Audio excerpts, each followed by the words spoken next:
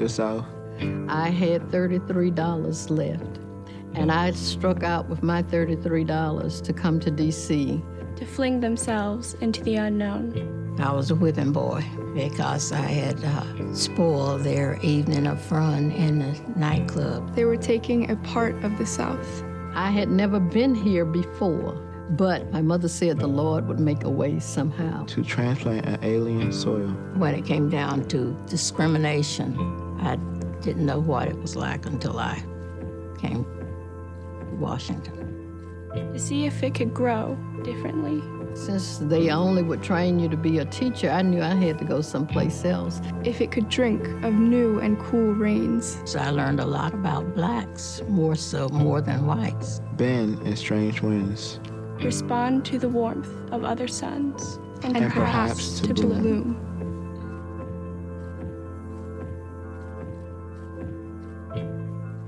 Life in the South.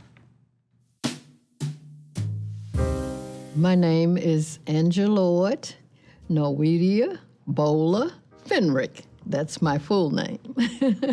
And I'm originally from Mobile, Alabama, in a little town called Pritchard. I'm Bertha Smoot. I was born in North Carolina, Sampson County, in a little hamlet called Newton Grove, about maybe 6 to 8 miles from Newton Grove itself, in the Piney Grove Township. It was farming, growing crops, mostly tobacco and cotton. People had chickens, they had pigs. You kept a lot of the food that you needed to eat. But my father worked in the fields with the livestock. We were all at home at night. We had our meals together as a family. My favorite part of living in Mobile and growing up was the neighborly camaraderie. As children, we'd have arguments. We'd have the best friend forever relationships with both the white and black children that were in our community. You had an open door policy for your neighbors, and if anybody needed anything, then the neighbors helped. I remember one of our neighbors, my mother's best friend, she would tell my sister, "Girl, you better come speak to me after you have sat down and nursed on my breast," but she didn't say nurse on my breast. If one mother was absent, then the other mother took over helping with the duty of the children. You care for each other, you protect each other, and that's all there is to it. I participated in the Montgomery bus boycott. When we got to Montgomery, which was about 2.5-hour drive from Mobile, the thing that impressed me was the organization. That thing was so organized. First of all, there were hundreds of people, I don't know, but they came from all over Alabama. It was like they were volunteers on site, and all you had to do was walk close to the bus stop, and by the time you got there, a jitney was there and say, "Oh, can I offer you a ride?" I learned that freedom was more important than a potential opportunity. And so I chose to be free. Since they only would train you to be a teacher, I had to get out of Alabama because I felt that if I wasn't going to have the life that Alabama offered, then I needed to go someplace else. The decision.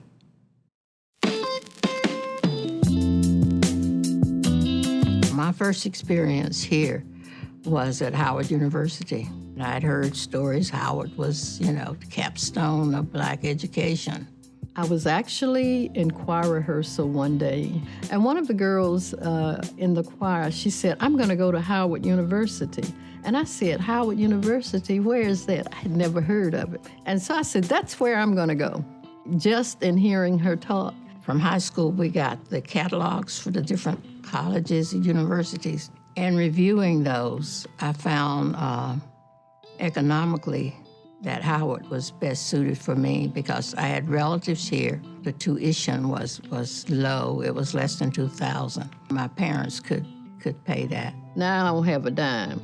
But I felt, oh, we don't have any relatives in Washington, D.C. I want to go someplace where I can stay at the college. And then when I began to tell my family I wanted to go to Howard University, I had a god sister who was a teacher. And she said to me, that's considered the top place for black people. So, and I thought to myself, why wouldn't you want to start at the top? And so she thought, that doesn't make sense. You're going to go to the top of the list? And I just didn't say anything else to her.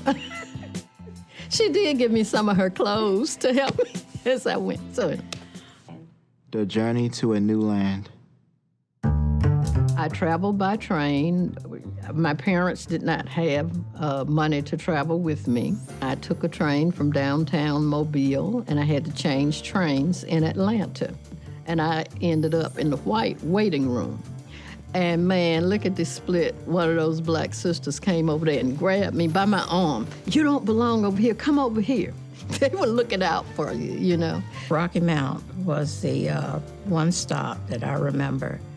And I remember going to the restrooms, and there I saw this segregated restrooms, but you had to pay to use the restrooms. And I remember a white lady was very kind to me. As I was coming out, she said she held the door for me to go in so I didn't have to pay. And I thanked her, and out I came. And I got out, and I got a scolding from the black lady that was sitting beside me. She says, you know, you weren't supposed to go in that bathroom. First moments in D.C. Well, let me just say that I had a trunk. I was traveling with a trunk. I never noticed it as really, or really understood why it was dubbed the Chocolate City.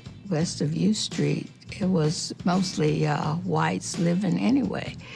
So my thing was it was just another coinage. Did you ever plan on returning to Alabama? No, never. When I left.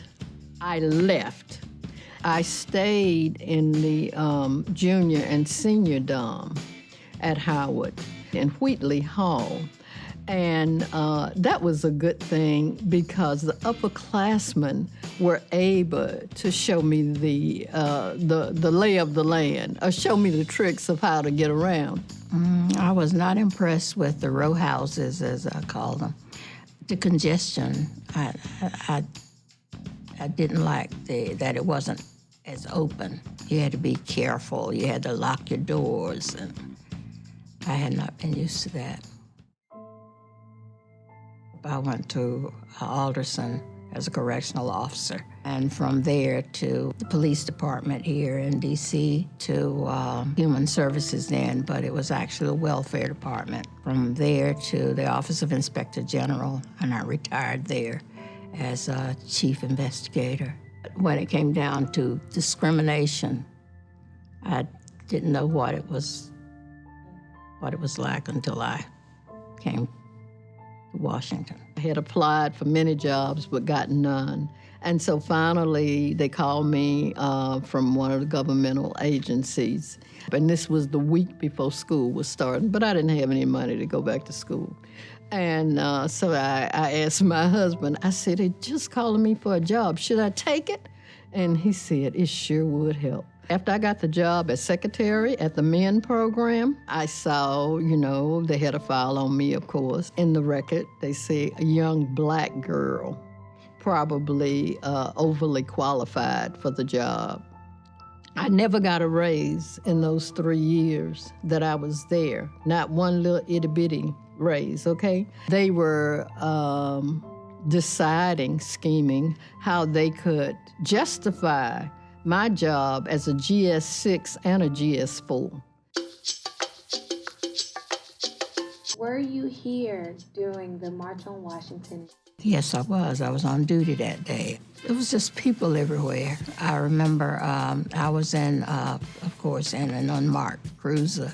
They cautioned me to make sure I put my badge on so that anybody walking past the car would know that I was not in custody, that I was part of the force. My husband was somewhat concerned because he was working for the government then, and they were warning them that it might be violence. That march was in swiftly. They were in early in the morning, and by 4 p.m., the streets were clear.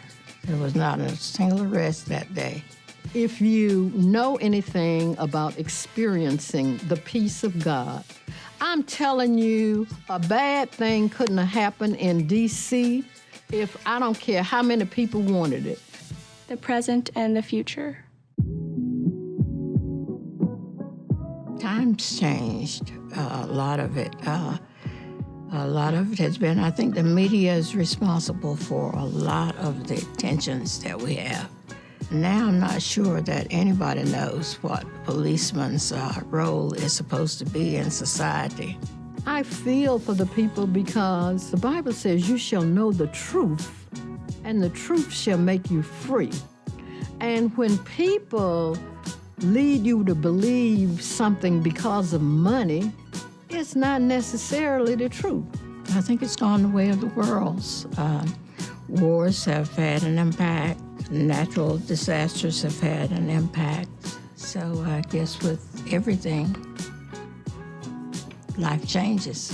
What I envision is that as we come into the truth and know who we really are and stand up to be who we are, whatever we have been blessed to know, then we should share that with anybody else around us who wants help. And that's how we have lived out our lives. No plans. I'll just be here until he calls me, and then I'll go wherever we go.